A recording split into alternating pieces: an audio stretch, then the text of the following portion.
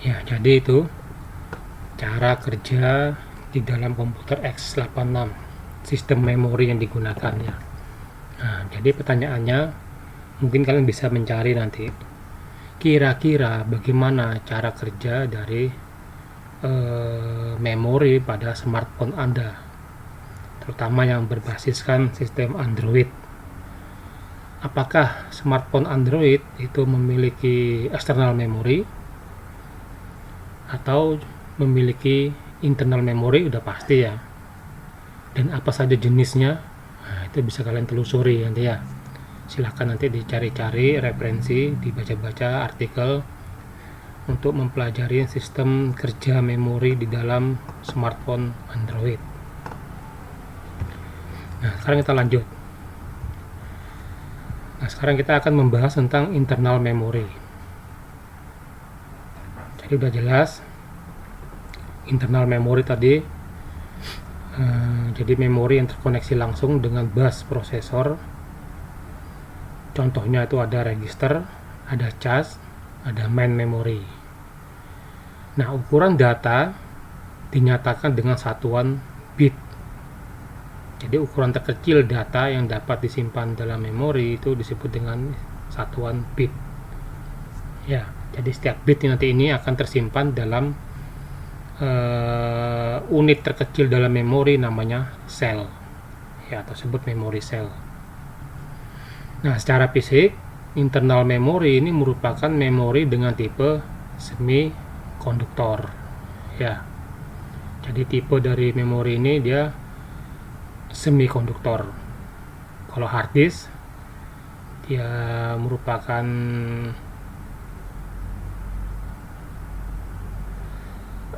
elektromagnetik.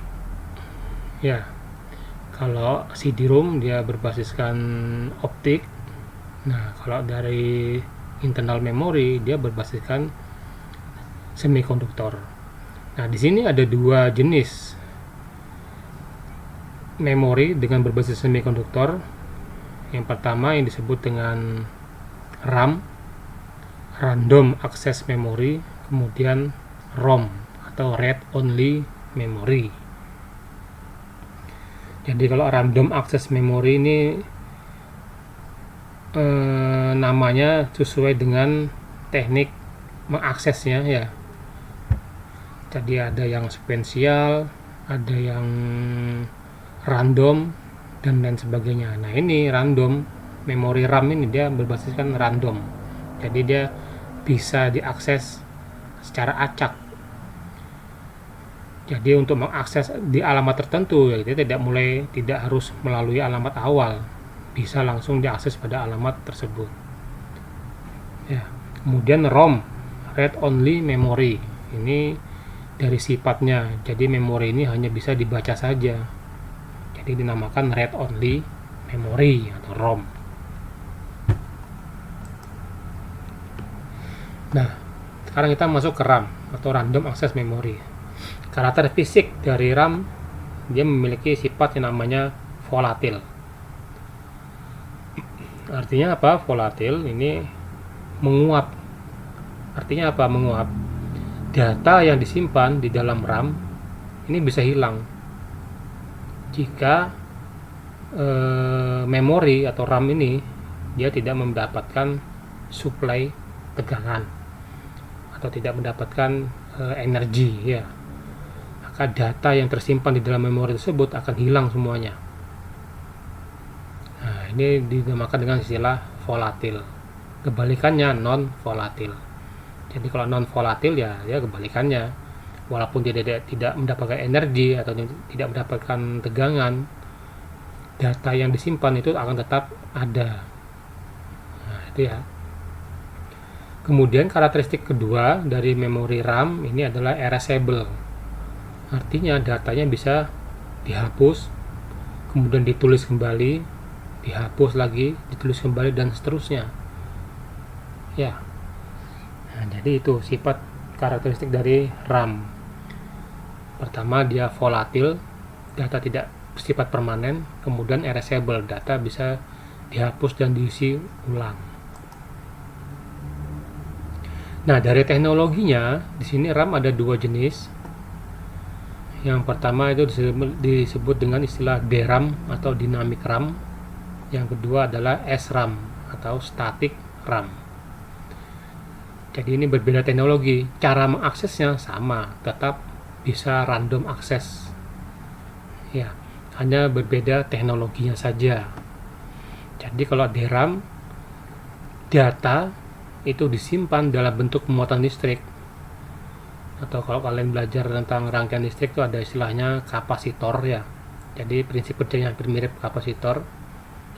Dia menyimpan tegangan dalam bentuk muatan listrik. Nah, ini sama. Dynamic RAM, data itu disimpan dalam bentuk muatan listrik pada memori selnya. Nah, kemudian kalau static RAM, ini data disimpan dalam bentuk rangkaian gate digital flip-flop. Nah, ini ya. Jadi berbeda. Kemudian apa kelebihan dan kekurangannya? Nah, ini SRAM ini lebih cepat dari DRAM. SRAM tidak memerlukan proses refresh untuk mempertahankan nilai bit pada sel memorinya. Jadi kalau kapasitor ini, walaupun dia dapat menyimpan muatan listrik, pasti sewaktu-waktu muatan tersebut akan hilang juga. Nah, untuk mencegah itu maka dia perlu proses namanya refresh. Ya, jadi dia perlu proses namanya refresh untuk mempertahankan nilai tersebut agar tidak hilang. Nah, SRAM dia lebih cepat karena dia tidak menggunakan proses refresh ini, jadi prosesnya dia lebih cepat. Biasanya SRAM ini dia digunakan di dalam register, kemudian cas ya, itu dia menggunakan RAM, SRAM, karena memerlukan kecepatan yang tinggi. Tetapi SRAM jauh lebih mahal daripada DRAM. Nah, makanya di dalam komputer x86 misalnya dia menggunakan cas di dalam prosesornya, tidak pernah ukurannya terlalu besar ya, jadi ukurannya kecil-kecil saja karena ini SRAM ini dia jauh lebih mahal daripada DRAM.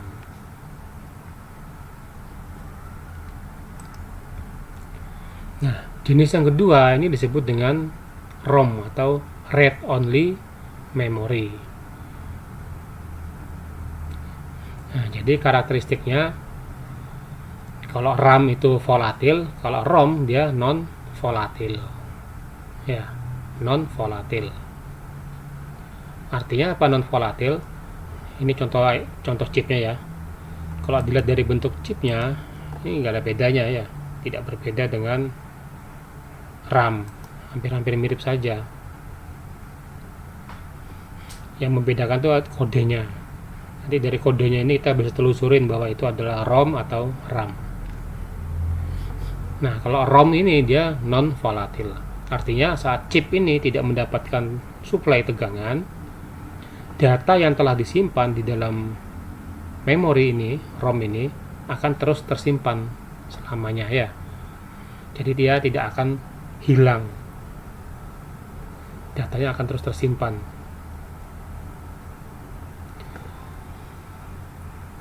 Nah, kemudian sifat yang kedua, karakter yang kedua, erasable, berarti pasangannya non erasable, bisa dihapus, bisa diisi, bisa dihapus, bisa diisi, atau tidak bisa dihapus. Sudah sekali saja, jadi cuman bisa dibaca saja. Nah, ini di dalam ROM ada yang sifatnya erasable, ada juga yang sifatnya non erasable. Contohnya ROM yang teknologi pertama namanya Programmable ROM atau disebut PROM. Nah, ini dia non erasable. Jadi data yang di sini akan tersimpan selamanya dan tidak bisa dihapus, tidak bisa diganti. Nah, ini teknologi pertama. Jadi proses pembuatan ini dilakukan beserta dengan programnya. Jadi nanti developer yang membuat program ini akan memesan PROM ini, dia dengan menyerahkan programnya. Nah, programnya tersebut nanti akan ditanamkan di dalam PROM. Jadi begitu chip ini jadi, ya sudah, di dalamnya sudah terdapat program, tidak bisa dihapus lagi, hanya bisa dilakukan proses pembacaan. Nah, yang kedua jenisnya ini namanya erasable PROM. Nah, ini teknologi berikutnya, lebih maju daripada yang PROM. Jadi erasable PROM ini atau EPROM ini bisa dihapus.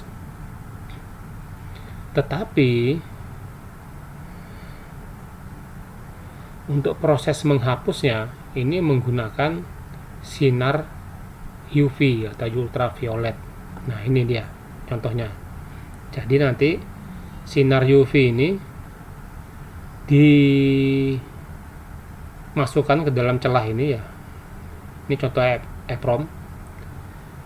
Dalam durasi waktu tertentu, setelah dia mendapat sinar UV, maka semua data yang ada di dalam sini akan terhapus. Ya, nah ini erasable PROM. Nah, ini memberikan fleksibilitas pada programmer ya. Jadi programmer tidak tergantung kepada pembuatan si pembuat chipnya. Jadi waktu dia membeli chip PROM ya dalam kondisi kosong, kemudian programnya akan disimpan ke dalam EPROM. Ya, disimpan ke dalam EPROM. Setelah itu baru digunakan di dalam komputer yang diperlukan. Nah, jadi seperti itu ya. Nah, nanti kalau mau mengganti programnya ya tinggal dicabut lagi chipnya ya. Chip ini dicabut, kemudian disinari lagi ultraviolet. Setelah terhapus baru diisi kembali.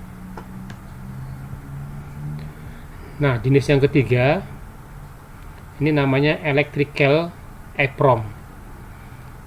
Jadi electrical erasable programmable read only memory. Nah, ini berbeda dari sisi teknik menghapusnya. Kalau EPROM menggunakan sinar UV, kalau EEPROM menggunakan tegangan listrik atau elektrikali ya.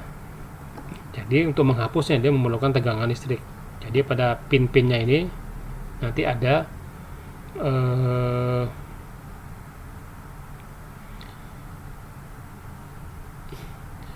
nanti di sini ada pin tertentu yang dia khusus digunakan untuk menghapus data yang tersimpan di dalam EEPROM. Nah, jenis yang berikutnya ada namanya flash. Ini yang paling baru. Jadi kalau yang sebelumnya, terutama yang EEPROM ini, walaupun dia bisa dihapus, tapi dia memerlukan waktu juga yang lebih lama untuk menghapusnya. Nah, flash ini dia jenis ROM yang memiliki karakteristik erasable. Ya, jadi proses erasable-nya itu sangat cepat dibandingkan yang EEPROM. Apalagi yang EEPROM atau PROM ya. Jadi yang flash ini dia memiliki karakteristik erasable yang sangat cepat dibandingkan dengan yang 3 generasi bawahnya.